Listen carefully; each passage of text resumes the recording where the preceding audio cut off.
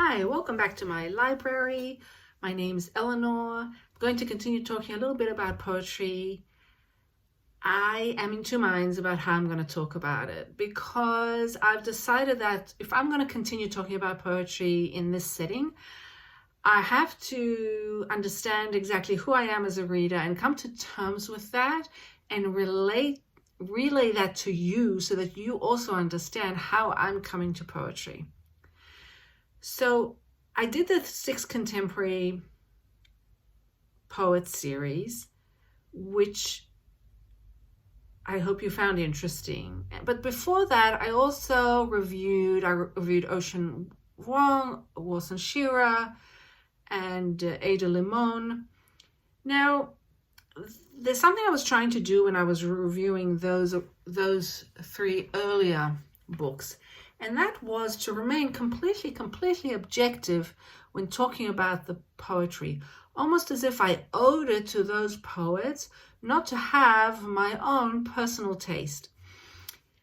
I can't actually continue talking about poetry without explaining that I can't do that anymore. So, by way of some sort of weird confession, I'd like to come out and say that I am absolutely 100% a fan of difficult poetry. I find it tough going. I don't always get it on the first go, as you could see from my contemporary poet series.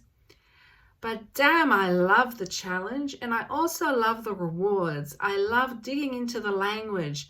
I like poems that are completely bizarre, that use language that I may never have heard of before, that have strange syntax, that look odd.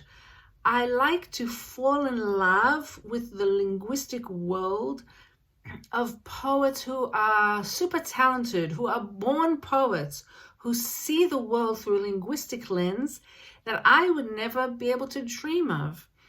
That also means that there's a challenge involved. And that's a very niche market. So when I was reviewing Ocean Vuong, Wilson Shira, Ada Limon, I put that all aside. Why? Because those poets, generally speaking, are very easy to understand on a first reading. That doesn't mean they're any worse poets or their books are any worse than the difficult poetry that I like. It doesn't mean that it's not a negative reflection on them, but it is a certain kind of poetry that's completely different from the kind that I like. So I reviewed them with that in mind, and I also I'm aware that people might come to my videos without having read any other poetry, and they might have just picked up Ocean Vuong, and that's the first poetry book they've ever picked up, and they love it. And I'd like to review it in their honor, with respect to them. Now, here I am, and it's a couple of months later, and I realized that I still really like poetry, and I still really like difficult poetry. And even though I'm going to continue talking about prose, I'm going to be talking a lot about poetry because that's just what I want to do. This is a good hobby for me. And so, as is my habit, I like to set myself challenges, and I thought I'll set myself the challenge of reading the Penguin Poets series.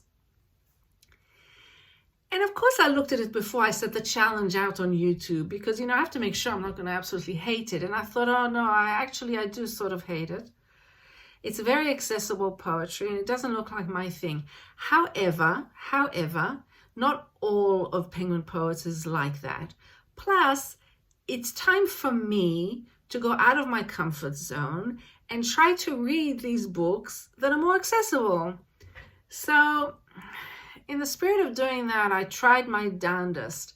And I have been wrestling with these books like you wouldn't believe. because I really don't feel that they're giving me what I look for. They're not giving me the buzz that I want from poetry. And that also went for Ada Limon, Ocean Vuong, and Warsan Shira. I'm only bringing them up because those are the ones I happened to review, because they were in the news, because everyone was talking about them, because so many people love them. And I want to love what's popular. I can certainly appreciate what's popular and I can understand it. And I don't at all look down on it, not at all, but it's not for me.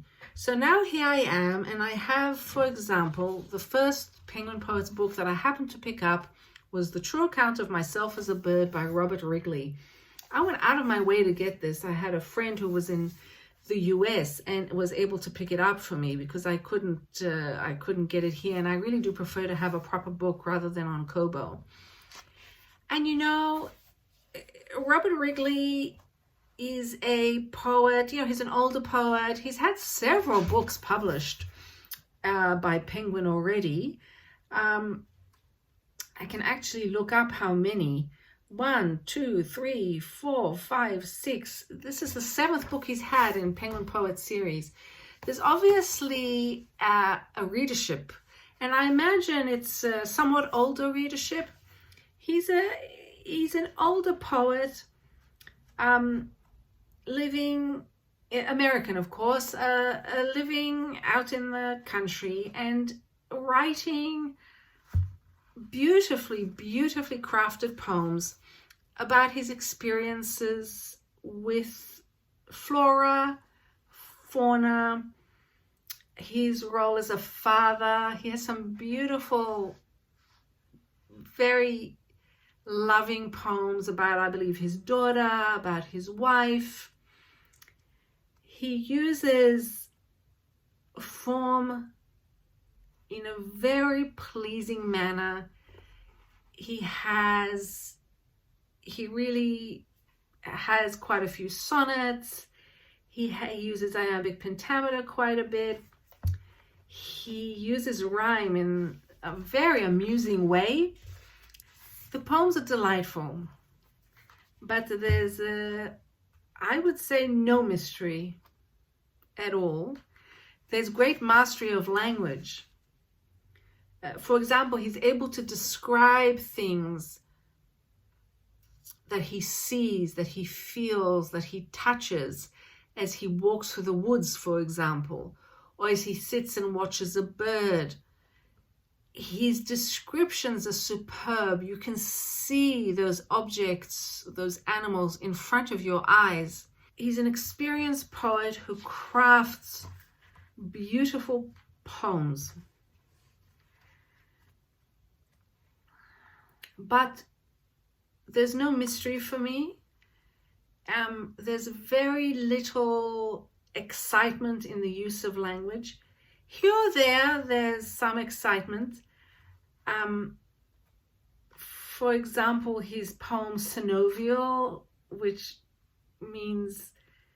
refers to joint fluid. Actually, that poem really made me rethink what it is about one's body that is being done all the time as we move our joints and our limbs.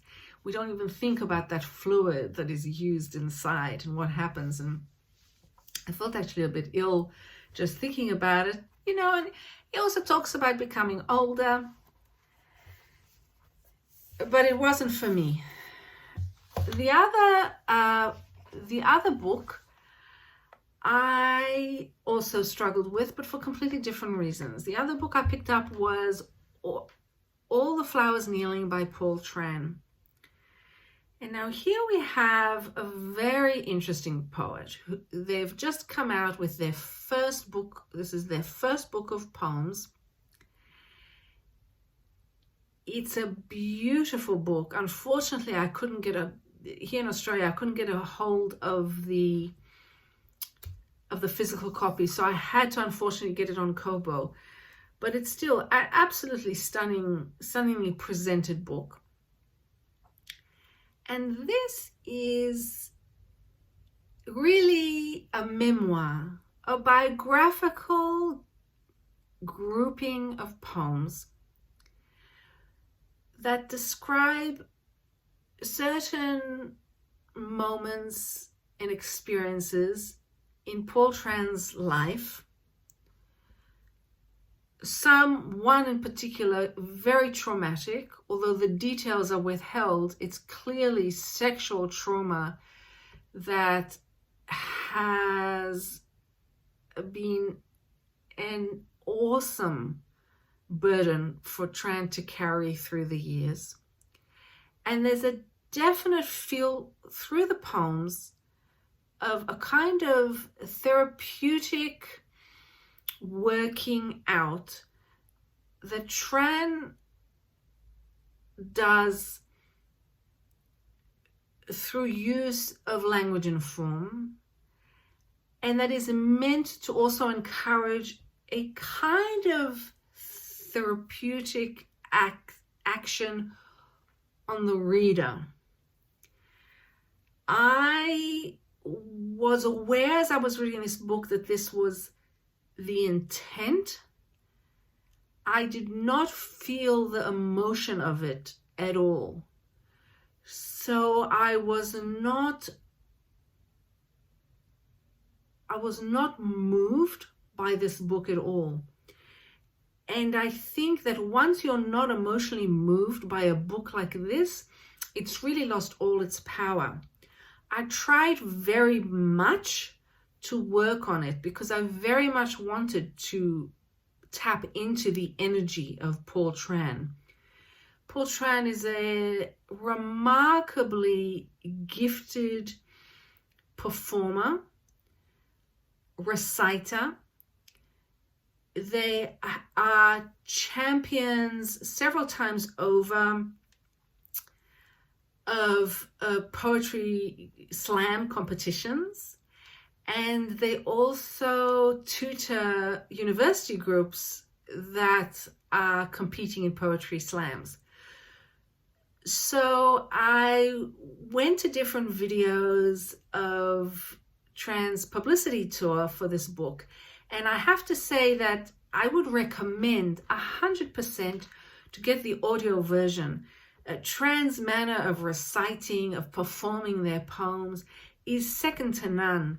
The vibrancy and the energy of their readings was something which I think every poet throughout the world can learn from. I immediately liked Tran as a poet, as a person, actually. They make you feel heard. They make you feel seen. And not many poets can do that. But that all happened to me from their voice and from their performance. And the actual poems on the page left me cold. Now, something unusual that I'd like to mention that Paul Tran does, which I haven't seen other poets do to this degree, is that I believe that Paul Tran, that they are actually very gifted teachers. They teach in the most really sensitive manner, and that comes through not only through the publicity videos that Penguin has put out, and I'll add links because it is very interesting what Penguin has done with this. And of course I should mention the Tran themselves, they are teaching, I believe at Washington State University, St. Louis, if I'm not mistaken. There's also the notes at the end of the book. And this is something that really took me aback because the notes are very long and very detailed. You really won't have to Google very much at all, like in other books that I've talked about, because Tran has all the notes you need. And at first I was extraordinarily thankful for that, but then I felt that it became a burden, that I felt that it was too much explaining. and that perhaps it took away from the power of the poems, because if the poem itself isn't working as it is, and you have to explain to such an extent in the notes, something maybe isn't working. But then I thought more deeply, and I realized that the most important thing for Tran is to have their dilemmas, their emotional struggle absolutely clearly portrayed. They don't want to have any difficulty in the language, because then their very important therapeutic message, the therapy that they want to happen to themselves and to the reader, isn't going to happen. So any poem that was perhaps a persona poem, or any poem that uses a particular type of metaphor, maybe like Scheherazade, or maybe like a scientific experiment, or taking the form of an actual form that you would fill out at a doctor's office. So taking all of that into consideration, Tran notes the details of what they're doing. So there's really no mystery at all in the poems, no mystery whatsoever as far as I could see. Then there's the issue of Tran's use of unusual form. They describe it in the notes as a nonce, which is an invented form. And this, I thought, oh, this is really exciting, to invent your own form. But I wasn't absolutely convinced by Tran's argument for this. For example, they write in the notes, the rules of this nonce form, the form that they have created, therefore emerge from the belief that poetry isn't expression, but enactment, and also from the belief that every formal imperative must be driven by an emotional or psychological impulse. So again, it's the language of therapy. The poet has an emotion or thought. There's a psychological impulse. That should then be the deciding factor in what form the poet writes in. I don't believe that poets write like this at all.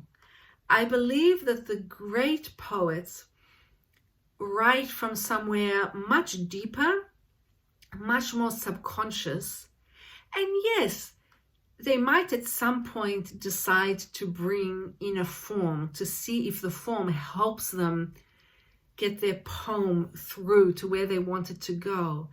But I don't think it's a therapeutic, analytical progression at all. And I never actually believed what some of my teachers said, which is that the sonnet, being 14 lines, is just the perfect way to present an argument with a proper conclusion. I've read many sonnets that haven't shown an absolute conclusion at the end. So Tran's argument really left me cold in this sense, as did their use of the hydra, which is the form that they invented. They decided that they would have each poem in a series, 13 lines instead of 14, because there was no emotional closure to the journey they were going through. But I don't think it's quite that simple, and I certainly didn't feel it on the page. They also mention that instead of following the Sestina's tradition of repeating words at the end of each line, that they decided to actually repeat certain words in a different way, but at the beginning of each line. And there's no doubt in my mind that that could be exciting.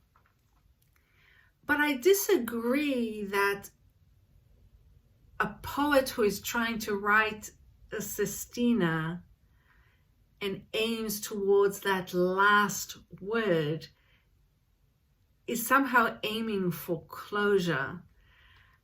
For example, Elizabeth Bishop's Sestina, that I will link below, doesn't have any such closure, and it follows the traditional Sestina form and has an undercurrent of trauma that you can't put your finger on, and the repetition of those last words in each line is so effective.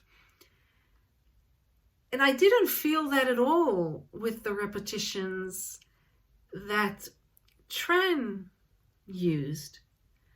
So I believe that this book will find its readers, and they will be the better for it. And I definitely believe that Paul Tran will be better for having written these poems as well. But they really missed the mark for me. Although I am extremely thankful that I discovered Paul Tran. And if I ever have the opportunity to go to any of their readings, I would pay good money to do that, because I think they're fabulous. So I think I'm going to end there. Now, the latest Penguin Poets book has just come out. It's titled O, by Zina Hashem Beck. I just got it on my Kobo. So I think I might do a vlog tomorrow of me reading through it. I'm not sure, but that's my plan. In any case, I hope that what I said made some sense. I hope that these books find their rightful readers. I want to remind you that the only real property is the property of the mind, and I'm really looking forward to our future discussions. It's been great. Okay, bye-bye.